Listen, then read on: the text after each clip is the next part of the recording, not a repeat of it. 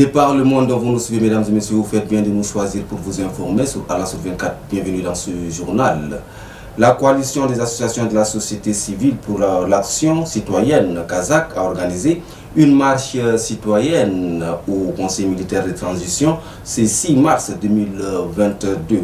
Beaucoup de sympathisants de la dite coalition sont sortis massivement pour cette cause. Pour plus de détails, suivez les explications du président de la Kazakh, par ailleurs ministre de la Jeunesse, du Sport et de la Promotion de l'Entrepreneuriat, Mahmoud Ali Seït, au micro de notre reporter. Nous sommes le seul pays aujourd'hui dans la sous-région à pouvoir bénéficier de la paix et de la stabilité. C'est pourquoi il est nodal, il est indispensable de la préserver. Vive la paix! Vive la paix! Vive la paix! Le Tchad, notre pays, a perdu son président. Il y a de cela approximativement 10 mois, exactement. Les Tchadiens étaient inquiets en ce temps.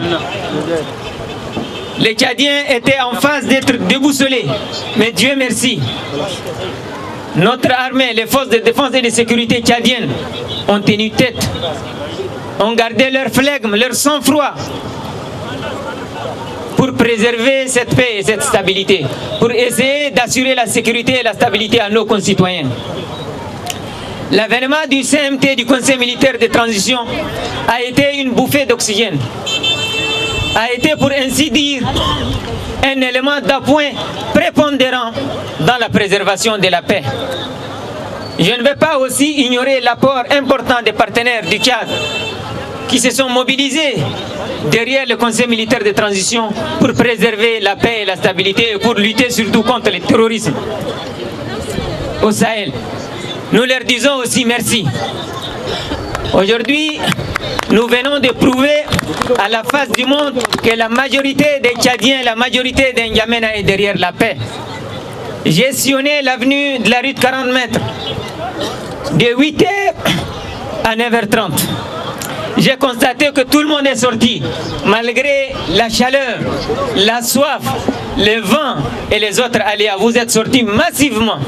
C'est des milliers de gens que j'ai vus. C'est des dizaines de milliers de gens que j'ai vus. Des âgés, des moins âgés, des femmes et des hommes. Ça prouve que vous êtes les partisans de la paix. Ça prouve que vous êtes les partisans de la paix. Je voudrais à travers vous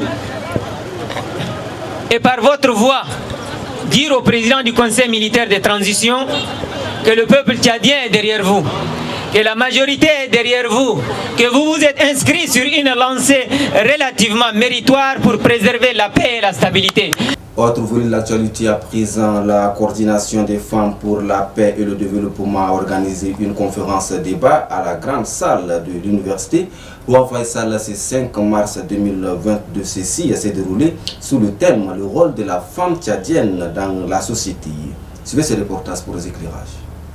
C'est sous le thème « Le rôle de la femme tchadienne dans la société » que cette conférence débat a été tenue par la coordination des femmes pour la paix et le développement. Dans leurs interventions, les conférencières ont relaté que la femme joue un rôle prépondérant dans le domaine académique, dans l'entrepreneuriat, le développement dans le secteur de l'élevage et pendant cette transition. Répondant aux préoccupations des intervenants, la conférencière et conseillère Mme Mariam Djimeibet a remarqué que la femme est en train de jouer un rôle très important dans ce processus de transition. Pour ce dialogue national inclusif, la femme ne doit pas rester en marge. La femme qui représente près de 51% de la population, elle doit jouer pleinement son rôle. Et cela à toutes les étapes. Et la question que toutes les femmes se posaient, est-ce que nous sommes prêts à aller au dialogue national inclusif? Est-ce que nous sommes bien armés à aller au dialogue national inclusif? Est-ce que nous demandons seulement la quantité, c'est-à-dire nombre de femmes au dialogue, ou bien nous demandons la qualité des femmes qui doivent aller au dialogue et défendre la problématique de la femme? C'est la question qu'elle se pose. Cette conférence débat entre dans le cadre de la Semaine nationale de la femme tchadienne. Et pour boucler ce journal, chers amis téléspectateurs, l'Alliance de la société civile du Tchad et la famille Mohamed Isaac ont organisé une cérémonie à l'honneur de Nassour Mohamed Isaac, kidnappé et libéré. Ceci s'est déroulé ce 5 mars au palais du 15 janvier. Suivez ce reportage de Dona Sera Kindan pour les éclairages. C'est une cérémonie en honneur du digne fils du Tchad, Nassou Mahamat Azaka, tenu en otage et torturé par ses ravisseurs qui, au prix de sa vie, a déclaré qu'il est tchadien et qu'il le restera. Libéré au bout d'un moment au prix des rançons de 35 millions de francs CFA versés à ses ravisseurs, ce fils du Tchad est honoré de son courage, de sa bravoure et de l'amour qu'il porte dans son cœur pour le Tchad. Durant la cérémonie, tous les intervenants de par leur grade et statut ont salué le courage et le patriotisme dont Nassou Mahamat Azak a fait montre. Les femmes, par la voix de leur représentante Amira Mahamat Seyd, n'ont pas manqué à leur devoir de mère en remerciant tous ceux qui ont contribué à la libération de leur fils. Le président de Kassido, Mahamat Djingadoumbay, n'est pas également du reste. Vous êtes un digne et valeureux fils du Tchad. Face à la torture,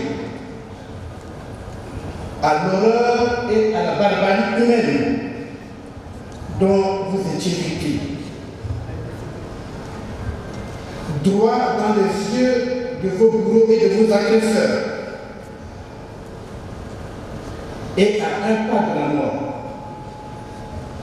vous avez dit « Je suis tchadien ». Ayant également les séquelles de ces actes ignobles visibles encore sur son corps, le libéré Nassou Mahamat Azaka a remercié de vive voix la solidarité dont tous ont fait montre. Remerciements solennels à tous mes concitoyens qui ont œuvré à l'arracher-pied pour ma libération.